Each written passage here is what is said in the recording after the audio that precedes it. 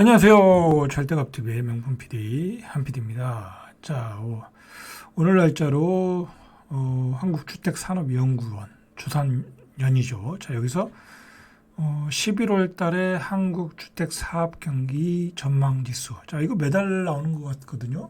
여러분들 이거 꼭 챙겨보셔야 돼요. 왜 그러냐면 이게 거의 이 시장의 분위기를 반영을 하더라고요. 전망이 거의 맞아요. 이게 어떤 관계기관 500개 기관에서 자료를 받아가지고 이런 지수를 만든다고 그래요. 뭐 구체적인 건 잘 모르겠고. 자, 보시면은, 이 주택 경기 전망 지수가 100 이하로 가면 침체다.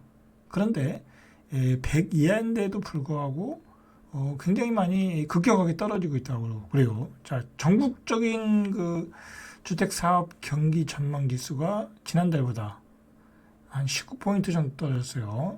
자, 그래서 68.8. 자, 60점대 들어갔다고 보면 완전히 침체. 자, 다음 달에는 어떻게 되겠어요? 60점 초반이나 50점대가 나오고 있죠? 지금 급격하게 시장이 식고 있다라고 보시면 돼요. 자, 수도권 한번 보시죠. 수도권 주택 사업 경기 전망 지수는, 자, 수도권은 최근에 조금 약보합 정도 했잖아요. 지난달에 102였어요. 103이었죠. 그죠? 자, 103인데 83.5로 19포인트가 떨어졌다. 이게 이제 거래량이 확 줄었다는 거야. 그죠? 거래량이 줄었다. 자, 83이면 이제 침체로 들어갔다. 침체에 초기 국면으로 들어갔다. 라고 보시면 돼요. 자, 서울은 시장이 좋았었죠. 그래도 9월달은 좋았어요. 거래가 좀 됐잖아요. 그죠? 115가 나온 거예요. 그래서. 근데 86으로 침체로 또 들어갔다. 자, 서울이 급락을 했어요. 최고 많이 떨어졌어요. 28.7포인트 떨어졌어요. 자, 경기도 한번 볼까요? 경기도도 97에서 81. 똑같죠, 아까. 자, 인천도 96에서 83. 자, 이제 경기도, 인천은 다음 달에 어떻게 되겠어요? 한 20포인트 이상 떨어지겠죠? 자, 완전히 폭락에 진입했다라고 보시면 돼요. 전국적으로는 완전히 침체 국면 들어갔고, 서울, 경기도는 침체의 초기 국면으로 진입했다라고 보시면 돼요. 자, 지방도 18.9포인트 떨어져서 65.6. 자, 기준선 대비 60던 대로 하락했다. 60대면은 이거 완전히 하락이에요, 하락. 완전히 하락. 이게 이제 뭐라고 전망을 하냐면, 주산원 측에서 얘기한 건데, 이 60점대가 되면은 시장 전망이 매우 부정적이다. 라고 보시면 되는 거야. 매우 부정적이다. 자, 그러면 이제 다음 달에 서울 경기가 60점대 나오죠? 매우 부정적인 분위기가 시장을 압도적으로 압도적인 전망이 나올 가능성이 높아요. 이제 신문이나 이제 기사들이 매우 어두운 전망들이 나올 가능성이 많아요. 광역시를 한번 보시죠. 대전도 최근에 거래가 좀 됐었거든요. 100호까지 갔었어요. 자, 그런데 대전은 완전히 시장이 식어버렸어요. 최고 많이 떨어졌죠. 4포인트. 그래서 71. 대전도 다음 달이면 60점대 되겠죠. 자, 대구도 시장이 살아날까 하려다가 죽었어요. 그죠? 살아날까 하려다가 72. 자, 대구도 이제 다음 달이면 또 60점대. 자, 울산 볼까요? 울산은 시장이 살아나지도 않았어요. 여기는 살아나지 않았는데 더 죽었어. 56. 그죠? 56. 여기 미분양이 쌓여있잖아요. 그죠? 쌓였죠. 자, 부산은 16포인트. 자, 부산 시장도 지금 심각한 상황이에요. 그러니까 부산도 올해 여기저기서 분양을 비싸게 했죠. 그죠? 남천동에 비싸게 하고 할 때 평당 3천이 넘었죠. 그거 분양받지 말라고 그랬는데, 그죠? 분양받으신 분들은 이제 피똥 싸는 거야. 이제.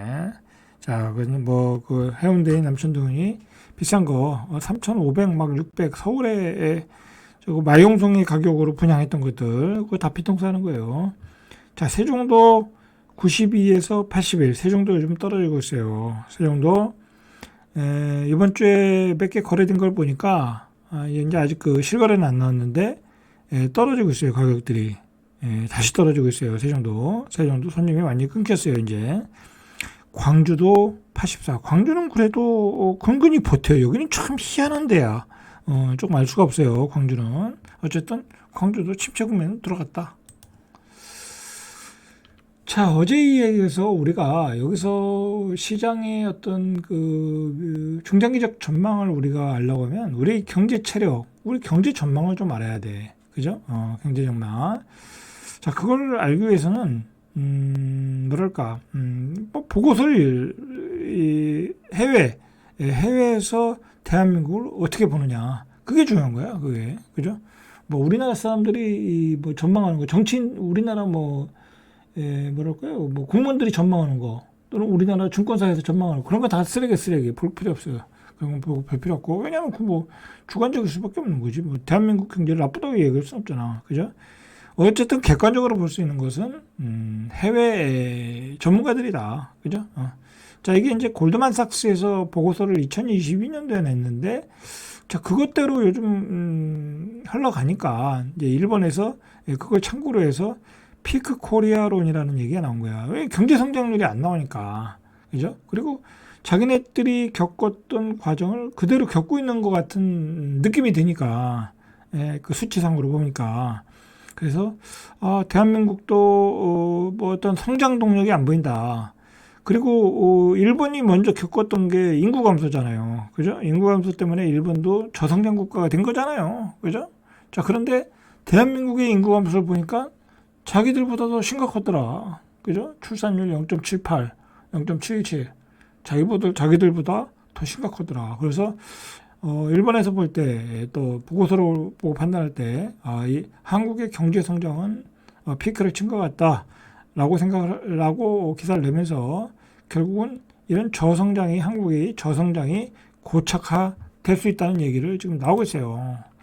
여러분, 이거를 우리가 심각하게 고민해야 될 게, 저는 그래요. 지금은 중장기적 전망이 중요한 거지, 뭐, 어떤 단기적인 전망이 중요할 때가 아닌 것 같아.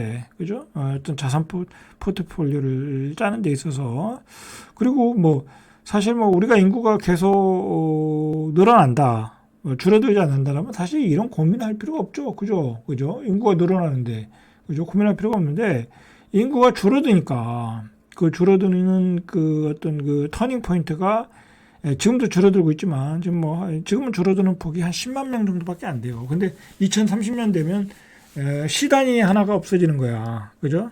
그리고 매년 급격하게 인구가 감소가 되고 있잖아. 그죠? 출산율이 떨어지고 있잖아. 그러니까 우리가 이 경제 성장이 어쩌면 회복하기 어려운 단계로 갈 수 있다라고 한다면은 우리가 여러 가지 고민을 해야 된다는 거야. 새로 이렇게 판을 다시 짜야 된다는 얘기지. 자, 그래서 이게 심각한 얘기야.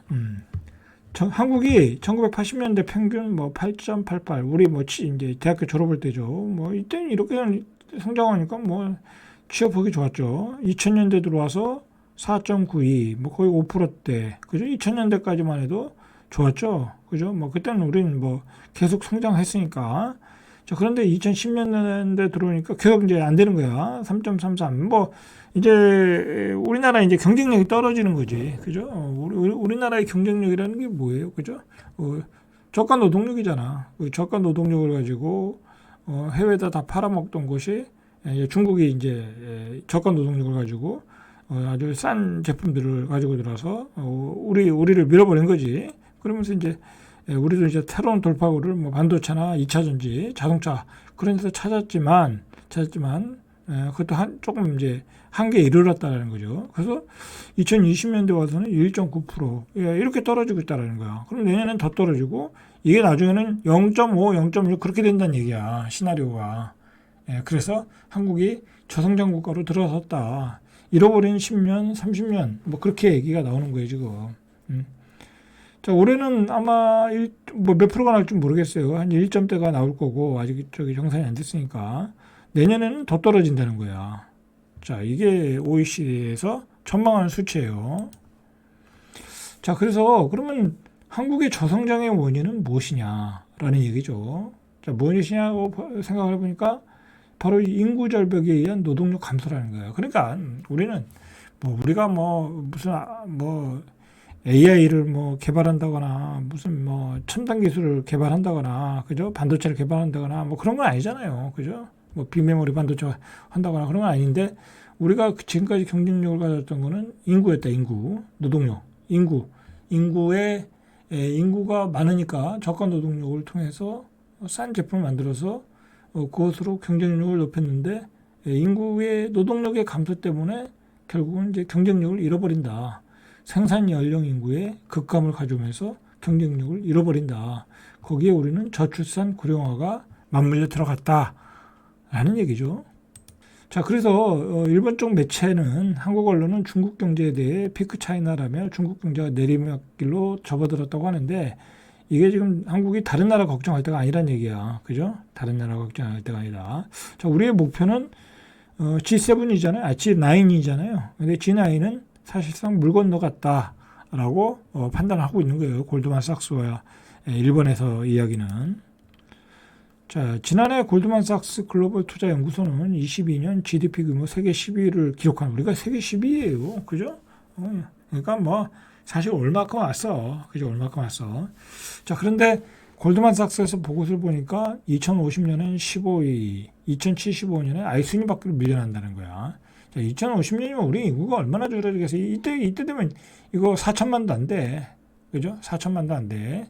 지금 우리나라의 이런 교육 환경, 이런 제조 기반, 자, 이렇게 가다가는 이 인구 가지고는 아주 우리가 앞날을 어떻게 전망할 수가 없어. 우리는 지금 아주 이 풍전등화의 상황이에요, 사실은. 이거 어떤 개혁이 있어야 돼요. 교육 개혁이 있었든지 뭐 어떤 개혁이 있어야 돼. 앞으로 인구 감소에 대비해서. 그리고 또 세계에서 많은 사람들이 우리나라로 또 오잖아요. 와서 또 정착하고 해서 이게 다문화 국가가 된다니까. 그런 거에 대한 대비가 있어야 되는데 그런 거에 대한 논의를 전혀 안 해. 정치인들은. 참 나쁜 사람들이야. 대한민국의 정치를 맡고 있는 정치인들이 여야가 전혀 그런 걱정을 안 하고 그냥 내년 총선에서 무조건 정권을 잡는 게 목표야. 정권을 잡는 게. 참 큰일이에요, 큰일. 자, 지난해 말에 발표한 골드만삭스 전망 보고서에 따르면 우리나라의 장기 경제는 조사 대상 104개국 중에서 가장 어둡다는 거, 가장 어둡다. 이건 뭐 가장 굉장히 센 강도의 보고서죠. 104개 국가 중에서 가장 어둡다. 이거 이제 뭐 정치도 투자하기 어렵겠죠. 그죠? 그러니까 여러분들 증권도 그래. 내가 보니까 뭐 옛날에는 뭐 예를 들어 한 뭐 1,000개 정도 상장을 했잖아요. 근데 요즘은 뭐 한 주에 1개 정도는 상장을 하잖아요. 여러분 이게 주식시장에 막 너무 많은 기업들이 들어와. 막 그 기업들이 들어오는데도 그 기업이 검증이 안 된 기업들이야. 뭐 매출이 분기별로 뭐 3억인데 그거 빠도 3억인데 시가총액 9천억이야. 그게 말이 돼요? 말이 되냐고. 그러면 사실 그런 상황이 벌어졌으면 그건 거래 정지시켜야 되는 거야. 그죠? 매출이 3억인데 시가총액 그 9천억짜리가 거래된다고 하면 막아야지. 뭔가 해명이 나올 때까지. 그죠? 안 그러면 그 돈을 다 빨아먹는 거잖아. 그러니까 지금 막 그런 그 이상한 기업들이 막 그 가짜 기업들이 막 제멋대로 상장하다 보니까 지금 주식 시장도 개판이 됐어. 내 보기에 개판이 됐어. 이래가지고는 주식 시장의 어떤 기능을 제대로 할 수 없고 그리고 일반인들이 주식 투자를 할 필요가 없어. 내가 보기에는. 그죠? 뭐 지금 삼성전자 산다고 해서 뭐 먹을 수 있는 것도 아니고 그죠? 우량한 기업 산다고 해서 먹을 수 있는 것도 아니더라고. 그러니까 여러분들은 가능한 한 주식을 안 하는 게 좋겠더라고. 내가 보니까. 뭐 저는 이제 그래서 이제 좀 방향을 좀 바꿨는데 저는 요즘 지수 있잖아요. 지수만 샀다 팔았다 해요. 지수만. 왜냐면 종목을 못 믿겠더라고. 그죠? 종목을 못 믿겠어. 내가 보니까. 지수는 말 그대로 지수가 올라가면 먹는 거고 떨어져도 그냥 가지고 있어서 기업하고 상관없는 거니까 지수가 올라올 수 있잖아. 그죠? 뭐 100포인트가 떨어져도 그렇더라고. 자, 그 얘기는 나중에 이제 주식 얘기할 때 한번 제가 다시 자세히 얘기해 드릴게요. 아주 중요한 얘기예요. 사실 그 얘기가. 제가 주식을 한 30년 봤는데 요즘은 주식을 하기가 어려운 시절로 가고 있어. 예를 들어 우량한 종목을 내가 샀다고 해도 가질 않아. 배당은 주는데 가질 않아. 그냥 바닥에서 기고 있다니까. 안 간다니까. 안 가는 이유가 뭐예요? 여러 가지 이유가 있겠죠. 자, 계속해서 이야기하면, 자, 어쨌든 이 골드만삭스의 보고서의 포인트는 이 인구의 문제 같아. 인구. 그래서 앞으로 인구가 많은 나라는 발전한다, 성장한다. 그래서 이제 앞으로 경제가 아주 뭐랄까 퀀텀 점프할 나라들을 인도, 브라질, 멕시코, 러시아, 이집트, 나이제리아, 인도네시아, 필리핀 이런 나라로 보고 있는 거야. 그러니까 우리나라를 나쁘게 볼 수밖에 없는 거죠. 여러분들 대비하셔야 돼. 대비하셔야 돼. 인구 감소에 대비해서 자산의 포트폴리오도 대비하셔야 되고 노후 계획도 다시 짜야 돼. 저는 그렇게 짜고 있거든요. 그래서 최대한 2030년 기점으로 해서 최대한 부동산을 줄여보려고 그래요. 부동산 줄이고 뭐 투자도 줄이고 그죠? 그냥 뭐 은행에다 넣으면 되지 뭐 그 돈 팔아가지고 그죠? 은행에 넣으면 되는 거지 뭐 한 5% 이자 주면 그거 가지고 평생 먹고 살면 되는 거지. 뭐 왜냐면 부동산은 잘못 가지고 있으면 이게 적세가 돼요 적세. 예, 그건 나중에 이야기해 드릴게요. 왜 적세가 되는지. 자, 중요한 건 인구 감소와 저성장이 대한민국의 발목을 잡았다. 여러분, 지금 우리나라의 인구 감소는 너무 심각하고, 이 고령화, 이거 뭐 나중에 통계 가지고 얘기할게요. 이 고령화 문제. 이거 지금 보통 심각한 게 아니야. 그죠? 고령화 되면 뭐가 문제겠어요? 일할 사람이 없는 거야, 일할 사람이. 자, 이거 보세요. 이게 이제 예상을 하는 거예요, 이제. 리얼 GDP 크로스 프로젝션. 예상을 하는 거죠, 예상을. 그래서 뭐 여기 이제 2079년까지 나왔네. 자, 세계는 이렇게 2079년까지 가면 그래도 2%, 2.5%, 뭐 2.8% 이렇게 유지를 하는데, 일본은 계속해서 0.8% 여기 또 저성장이고, 우리와 같이 이제 여기도 이제 인구 감소하는 나라니까. 자, 우리가 내년에 1.9% 예상이 그렇다는 거예요. 2030년 때까지는 1.4%, 그죠? 그러니까 2025년부터 30년까지 뭐 1점 몇 프로대라는 얘기죠. 그 다음에 2030년 이후에 2040년까지, 2050년까지네. 이쪽으로 가면 이제 1%도 안 된다는 얘기야. 저성장이죠. 그죠? 좀 이거 잃어버린 30년이네. 그죠? 잃어버린 30년. 그리고 나중에는 마이너스. 그죠? 잃어버린 30년으로 이렇게 보고서가 나오고 있다라는 얘기예요. 자, 이 결정적인 이제 원인은 이 노동 생산성이 떨어진다는 거야. 이게 그 원인은 이제 근본 인구가 감소되니까 이제 노동 생산성으로 연결되는 건데, 자, 일단 보면은 우리나라 국민 소득은 21위 세계, 구매력을 감안한 인당 소득은 19위. 그러니까 구매력이 좋다는 얘기죠. 소득보다. 그런데 노동 시간당 국민 소득은 34개국 중에 최저 수준. 그죠? 그러니까 이제 효율성이 떨어진다는 거야. 1인당 소득과 노동시간당 국민소득 격차가 나쁜 쪽이다. 그러니까 일단 노동 생산성이 떨어진다. 떨어진다. 자, 노르웨이 같은 경우에 국민이 1시간에 이제 일을 하면 소득이 150달러. 그죠? 자, 우리는 49달러. 이렇게 시간당 노동 생산성이 떨어진다. 자, 그 원인이 있어요. 그 원인이. 자, 그 원인이 뭐냐면, 이게 우리나라가 서비스업에 너무 몰려 있다라는 거야. 이 생산성이 노동력들이 몰려 있는데, 제조업의 생산성은 OECD 평균보다 높대. 우리나라 뭐 공장에서 일하시는 분들, 뭐 공장의 자동화 시스템, 뭐 그런 거는 세계 수준이잖아요. 뭐 우리나라 사람처럼 또 열심히 일하는 사람이 어디 있어? 그죠? 그러니까 이제 여러분들이 이해를 처음에 못했겠죠. 우린 열심히 일하는데 왜 노동 생산성이 떨어지는 거야? 그렇게 하시겠지만 그 얘기가 맞아요. 제조업 분야에서는 떨어지지 않는다. 제조업. 근데 문제는 국민의 70%가 서비스업에 종사하고 있다는 거야. 서비스업에. 이쪽에서 생산성이 떨어진다는 거야. 우리나라는 서비스업이 굉장히 영세. 뭐 쉽게 말해서 뭐 대기업이 이렇게 운영하는 것도 아니고, 그죠? 뭐 시스템이 갖춰진 기업들이 있는 게 아니라 자영업이 너무 많다는 얘기예요. 자영업 중에서 생산성이 떨어진다. 그리고 기본적으로 자영업 하시는 분들이 과잉 공급이잖아. 그지? 과잉 공급. 장사가 안 되잖아. 자, 이게 무슨 문제가 있냐면 여러분, 대한민국이 이게 문제가 뭐냐면 여러분 다 느끼시는 것들이야. 뭐냐면 지금 지방 같은 데는 일할 사람이 없잖아요. 그래서 이제 외국인들이 와서 그 자리를 다 차지하고 있잖아. 무슨 이제 노동자부터 무슨 노무자부터 그다음에 공장에서 일하시는 분들, 각종 서비스업으로 일하시는 분들, 지방엔 사람이 없어서 공장을 못 돌려요. 심지어는 IT 쪽도 사람을 못 구해.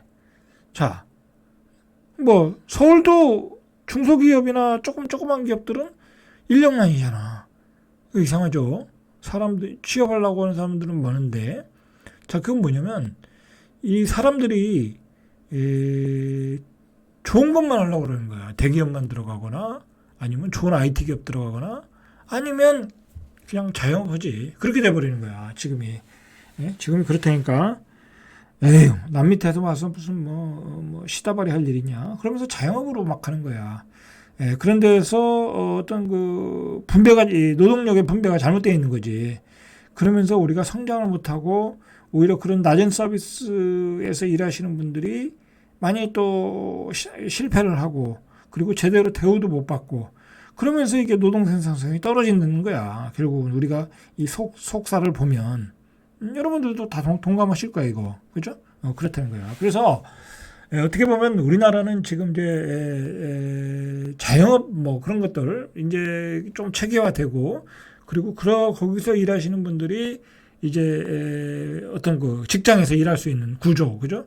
그래서 그렇게 효율적인 노동력의 분배가 돼야 돼. 그런 구조를 갖춰줘야지 이게 사회가 경제가 돌아가고 사회가 원활하게 돌아가고, 그러면 그렇게 되면 또 우리가 국가의 재정이 튼튼해지고 우리가 복지에 돈을 쏟아볼 일이 줄어드는 거죠. 복지로 사용할 재원들이 예산이 줄어드는 거야. 그렇지 않겠어요? 다 직장 다니니까. 그리고 직장을 다닌다는 얘기는 뭐예요?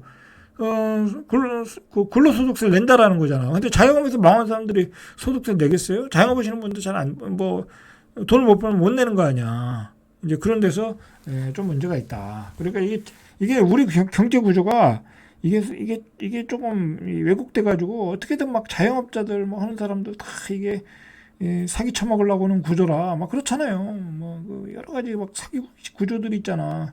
이 등골 빼먹으려고 하는 그런 구조 때문에 이게 안 바뀌는 건 있는데, 이런 걸 유도를 정부가 해야 되는 거야. 어떻게 보면 정부가 이런 어떤 사회의 어떤 노동력에 대한 분배, 그죠? 사회 구조의 변화, 예? 앞으로 인구 감소에 대비해서, 왜냐면 이제 앞으로 인구 감소하면 이제 일자리가 없어지잖아. 사람을 고용할 수가 없잖아. 그런 이 재분배에 대한 대비를 해야 되는데, 우리 정부는 그런 얘기를 꺼내지도 않더라고. 그런 담론이 없는 거야. 왜 저 같은 진짜 하찮은 유튜브가 왜 이런 얘기를 해야 되는지 모르겠어요. 왜 나라 걱정을 해야 되는지 모르겠어. 그냥 객관적으로 조금만 생각해도 걱정이 되는데, 그런 걱정을 하는 국무총리도 없고, 요즘 국무총리는 뭘 하는지 모르겠어. 그죠? 그리고 경제총리는 뭐고, 그리고 노동부 장관은 뭐고, 그죠? 그런 사람들이 그런 얘기 해야 되는 거 아니야? 왜 나 같은 유튜버가 이런 얘기를 해야 되는지 모르겠네요. 그죠? 자, 어쨌든 지금 사회 전반적으로 우리가 고도 성장을 하면서 다 거품이 끼어 있어. 거품이 끼어 있다. 자, 주식에서는 어제 봤듯이 바드 같은 기업들이 상장을 해서 시가총액 1조를 넘었었고, 그런 것도 이제 거품의 현상이고, 강남의 아파트 40억 같은 것도 거품이고, 그죠? 그리고 주식의 무차별 상장도 거품이고, 교육도 거품이고, 이건 다 대학 가고, 그 다음에 의대 몰빵, 이런 거 다 거품이지. 그죠? 이 사회 전반적인 이런 거품들.